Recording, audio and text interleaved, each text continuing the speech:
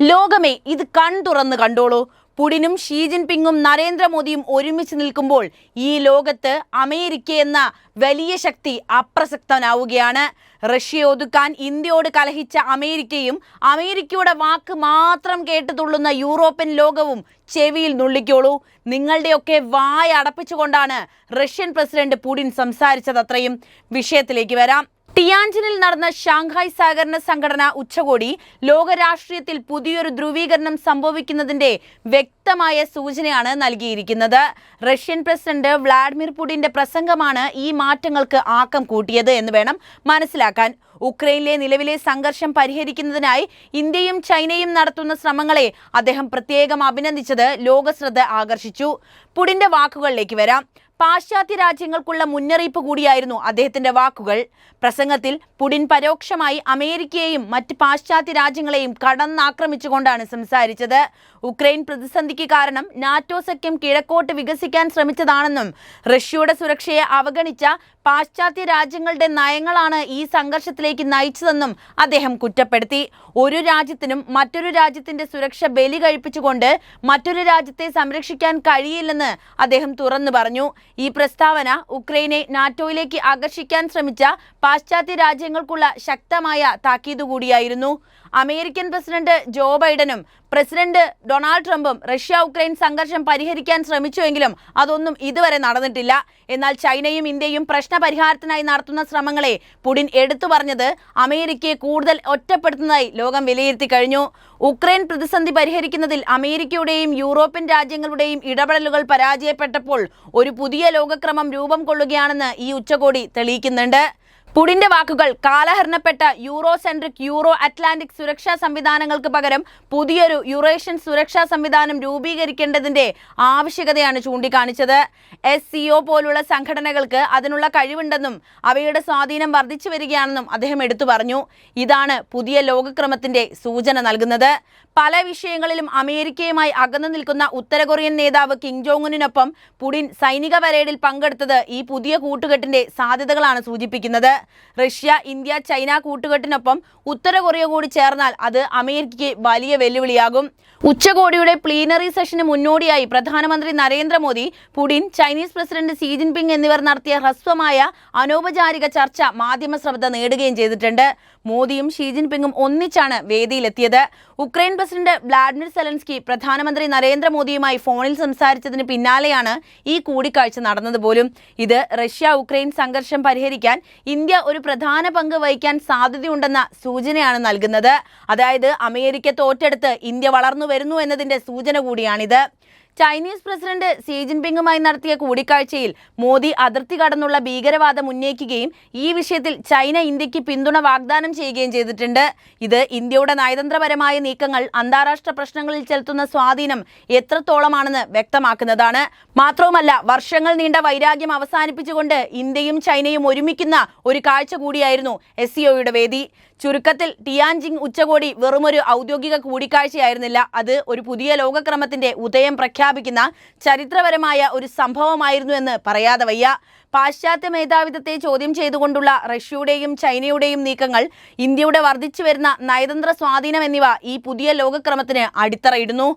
ഭാവിയിൽ അമേരിക്കയുടെ നേതൃത്വത്തിലുള്ള പഴയ ലോകക്രമത്തിന് വെല്ലുവിളിയായി SCO പോലുള്ള ബഹുരാഷ്ട്ര സംഘടനകൾ ഉയർന്നു വരുമെന്നുള്ള വ്യക്തമായ സൂചനയാണ് ഈ ഉച്ചകോടി നൽകിയത്. ടിയാൻജിനിൽ നടന്ന ഷാങ്ഹായ് സഹകരണ സംഘടനയിൽ പുടിൻ പറഞ്ഞ വാക്കുകൾ അമേരിക്കയ്ക്കും അതുപോലെ പാശ്ചാത്യ ശക്തികൾക്കും വലിയ പ്രഹരം ഏൽപ്പിച്ചിട്ടുണ്ട്. മാത്രവുമല്ല, പുടിൻ ചേർത്ത് നിർത്തിയ ഇന്ത്യയും ചൈനയും തിരുത്തി എഴുതുന്നത് ആഗോള ശാക്തിക സമവാക്യങ്ങൾ കൂടിയാണ്. ഉച്ചകോടിയിൽ പുടിൻ SCOയെ ഒരു പുതിയ യുറേഷ്യൻ സുരക്ഷാ വ്യവസ്ഥയുടെ അടിത്തറയായിട്ടാണ് അവതരിപ്പിച്ചത്. പാശ്ചാത്യ നേതൃത്വത്തിലുള്ള സഖ്യങ്ങൾക്ക് ബദലായി ഒരു രാജ്യത്തിന്റെ സുരക്ഷ മറ്റുള്ളവരുടെ ചെലവിൽ ഉറപ്പാക്കാൻ അനുവദിക്കാത്ത കൂടുതൽ സന്തുലിതവും വിശാലമായ താൽപര്യങ്ങളെ പരിഗണിക്കുന്നതുമായ ഒരു മോഡൽ അവതരിപ്പിക്കുകയായിരുന്നു അദ്ദേഹം. ഉക്രൈൻ യുദ്ധത്തിന്റെ പശ്ചാത്തലത്തിൽ പുടിൻ ഈ പ്രതിസന്ധി റഷ്യയുടെ ആക്രമണം മൂലമല്ല, മറിച്ച് പാശ്ചാത്യ പിന്തുണയോടെ ഉക്രൈനിൽ നടന്ന അട്ടിമറിയുടെ ഫലമാണെന്നാണ് ആവർത്തിച്ചത്. ആവർത്തിച്ചത്. ഈ പ്രസ്താവന അമേരിക്കയുടെയും അതിന്റെ സഖ്യകക്ഷികളുടെയും നയങ്ങളെ നേരിട്ട് വിമർശിക്കുന്നതിന് സമമായിരുന്നു. റഷ്യക്കെതിരായ പാശ്ചാത്യ ഉപരോധങ്ങൾ പരാജയപ്പെട്ടുവെന്നും ചൈനയുടെ പിന്തുണ റഷ്യയുടെ സ്ഥിരതയ്ക്ക് തെളിവാണെന്നും പുടിൻ അവകാശപ്പെട്ടു. SCOയുടെ വേദിയിൽ ചൈനയുമായുള്ള തന്റെ സ്ഥിരവും തന്ത്രപരവുമായ ബന്ധത്തെ അദ്ദേഹം എടുത്തു കാണിച്ചു. ഇത് US നേതൃത്വത്തിലുള്ള ആഗോള ക്രമത്തിന് വെല്ലുവിളിയാണെന്ന് വ്യക്തമാകുന്ന കാഴ്ച കൂടിയാണ്. ഉച്ചകോടിയിലെ മറ്റൊരു ശ്രദ്ധേയമായ വശം ഇന്ത്യയും ചൈനയും തമ്മിലുള്ള ബന്ധത്തിലെ പുരോഗതി തന്നെയാണ്. 7 വർഷത്തിനിടെ ആദ്യമായി ഇന്ത്യൻ പ്രധാനമന്ത്രി നരേന്ദ്രമോദി ചൈന സന്ദർശിച്ചത് 2020 ഹിമാലയൻ അതിർത്തി സംഘർഷത്തിനു ശേഷം തണുത്ത ബന്ധത്തിന്റെ പശ്ചാത്തലത്തിൽ ശ്രദ്ധേയമാണ്. അതായത് ഇന്നത്തെ ആഗോള പ്രതിസന്ധി മനസ്സിലാക്കുകയും അമേരിക്കയ്ക്ക് ബദലായിട്ട് ചൈനയുടെ കൂടെ നിൽക്കണമെന്ന ഇന്ത്യയുടെ നിലപാട് കൂടിയാണ് ഇതിൽ നിന്നും വ്യക്തമാകുന്നത്. ഷീ ജിൻപിങ് മോദിയോട് ഇന്ത്യയും ചൈനയും എതിരാളികളല്ല പങ്കാളികളാണെന്നാണ് പ്രസ്താവിച്ചത്.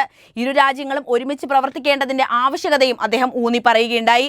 അമേരിക്കയുടെ പ്രസിഡന്റ് ഡൊണാൾഡ് ട്രംപിന്റെ വ്യാപാര നയങ്ങൾ, പ്രത്യേകിച്ച് ഇന്ത്യൻ സാധനങ്ങൾക്ക് 50% തീരുവ ചുമത്തിയത് ഇന്ത്യയെ ചൈനയോടും റഷ്യയോടും അടുപ്പിക്കാൻ പ്രേരിപ്പിച്ചു എന്ന് നമ്മളിവിടെ എടുത്തു പറയണം.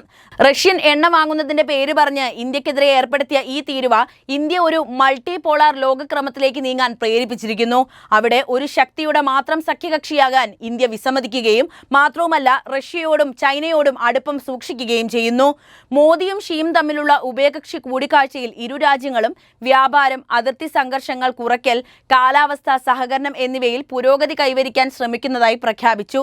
ഇന്ത്യ ചൈന ബന്ധത്തിലെ ഈ പുതിയ അധ്യായം ആഗോള ശക്തി സന്തുലനത്തിൽ ഒരു പ്രധാനമായ മാറ്റത്തിന്റെ സൂചനയാണ് ലോകത്തോട് പറയുന്നത്. 2001 ചൈന, റഷ്യ, 4 മധ്യേഷ്യൻ രാജ്യങ്ങൾ എന്നിവയുടെ ഒരു പ്രാദേശിക സുരക്ഷാ സംഘടനയായിട്ട് ആരംഭിച്ച SCO ഇന്ന് 10 സ്ഥിരാംഗങ്ങളും 16 ഡയലോഗ് നിരീക്ഷക രാജ്യങ്ങളുമുള്ള ഒരു വലിയ വേദിയായി വളർന്നിരിക്കുകയാണ്. ഈ ഉച്ചകോടിയിൽ ഷീ ജിൻപിങ് SCOയെ ഗ്ലോബൽ സൗത്തിന്റെ ശബ്ദമായും US നേതൃത്വത്തിലുള്ള ഹെജിമണിക്കെതിരായ ഒരു ബദലായിട്ടുമാണ് അവതരിപ്പിച്ചിരിക്കുന്നത്. 2 ബില്യൺ യുവാൻ, അതായത് ഏകദേശം $280 മില്യൺ സാമ്പത്തിക സഹായവും SCO ഡെവലപ്മെന്റ് ബാങ്ക് സ്ഥാപിക്കാനുള്ള പദ്ധതിയും ഷീ പ്രഖ്യാപിച്ചു. ഇത് ഗ്ലോബൽ സൗത്തിന്റെ സാമ്പത്തിക സഹകരണത്തിനുള്ള ചൈനയുടെ പ്രതിബദ്ധതയാണ് ചൂണ്ടിക്കാണിക്കുന്നത്.